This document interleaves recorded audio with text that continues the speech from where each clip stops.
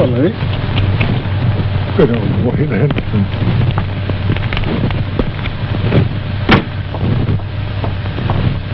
Let's see now, I've got to speak one or two words just to try my voice, I understand. Well, there are two things that people always want to ask me. Well, one of them is how I ever came to write the Sherlock Holmes stories. And the other is about how I came to have psychic experiences and to take so much interest in that question. Well, first of all, about the Sherlock Holmes stories, it came about in this way. I was quite a young doctor at the time. I had, of course, a scientific training, and I used occasionally to read detective stories. It always annoyed me how in the old-fashioned detective story, the detective always seemed to get at his results either by some sort of lucky chance or a fluke, or else it was quite unexplained how he got there. He got there, but he never gave an explanation how. Well, that didn't seem to me quite playing the game. It seemed to me that he's bound to give his reasons why he came to his conclusions. Well, once I began to think about this, I began to think of turning scientific methods, as it were, onto the work of detection. And I used, as a student, to have an old professor. His name was Bell, who was extraordinarily quick at deductive work.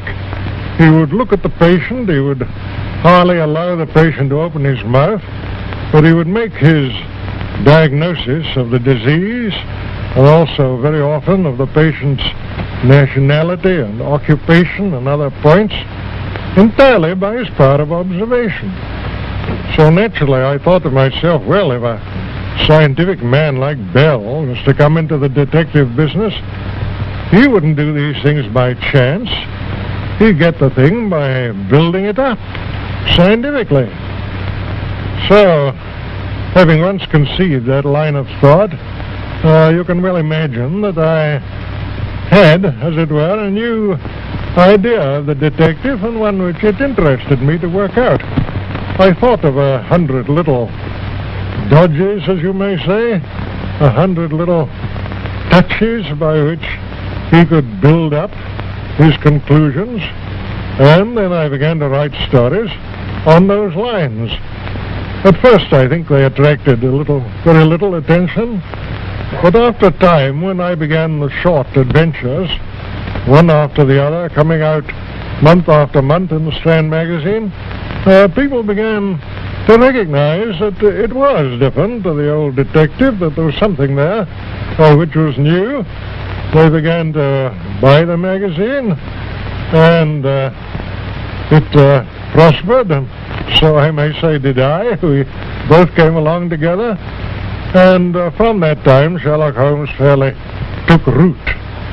I've written a good deal more about him than I ever intended to do, but my hand has been rather forced by kind friends who continually wanted to know more, and so it is that this monstrous growth has come out of what was really a comparatively small seed.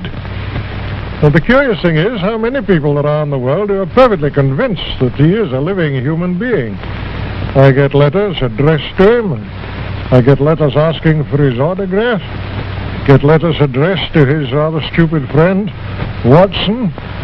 I've even had ladies writing to say that they'd be very glad to act as his housekeeper. One of them, when she heard that he had turned to the occupation of keeping bees, wrote saying that she was an expert at segregating the queen, whatever that may mean, and that she was evidently predestined to be the housekeeper of Sherlock Holmes. I don't know if there's anything more I could say with advantage about him. But on the other point, which is to me, of course, a very much more serious one, on the question of my taking up this psychic matter, curiously enough, my first experiences in that direction were just about the time when Sherlock Holmes was being built up in my mind. That would be about the year 1886 and 1887. So nobody can say that I formed my opinions on psychic matters very hastily. It is just 41 years now since I wrote a signed article upon the subject, which appeared in a magazine called Light, so that I put myself on record. During these 41 years, I've never lost any opportunity of reading, of studying, and of experimenting on this matter. People ask me, will I write any more Sherlock Holmes stories? I certainly don't think it's at all probable. But as I grow older, the psychic subject always grows in intensity, and then one becomes more earnest upon it, and I should think that my few remaining years will probably be devoted much more in that direction than in the direction of literature. Nonetheless, of course, I haven't abandoned writing. One has to earn one's living. But my principal thoughts are that I should extend, if I can, that knowledge which I have on psychic matters and spread it as far as I can to those who have been less fortunate. But don't for one moment suppose that I'm taking it upon myself to say that I am the inventor of spiritualism, or that I am even the principal exponent of it. There are many great mediums, many great psychical researchers, investigators of all sorts.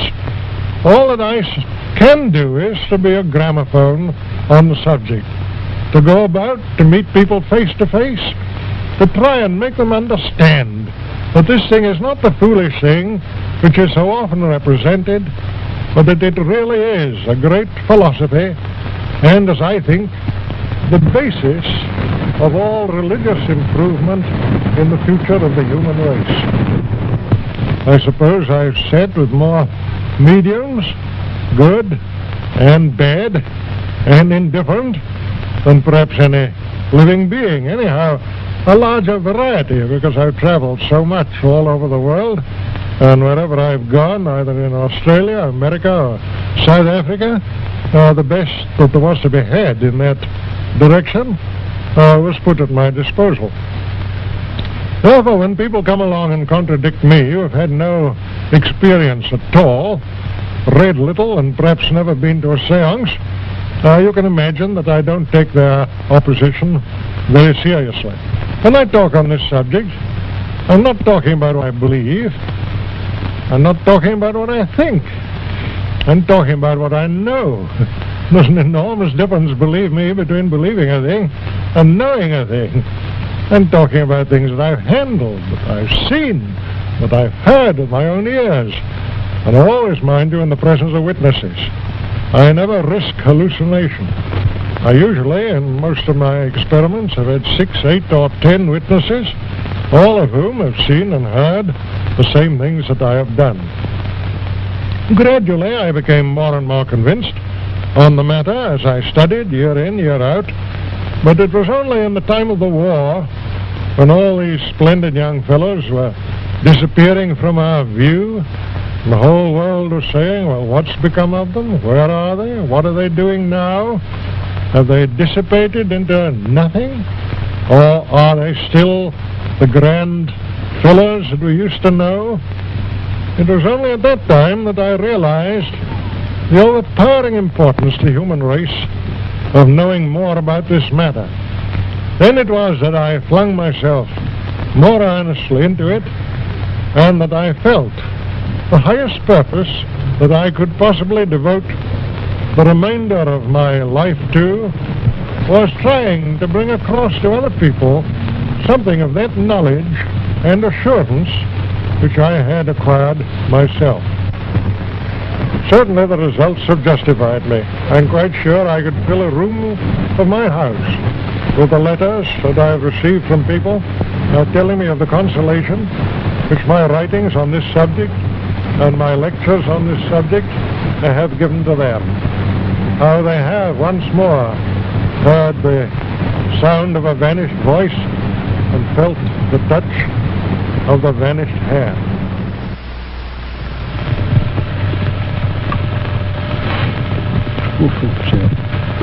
Well, goodbye. I'm alone. Okay.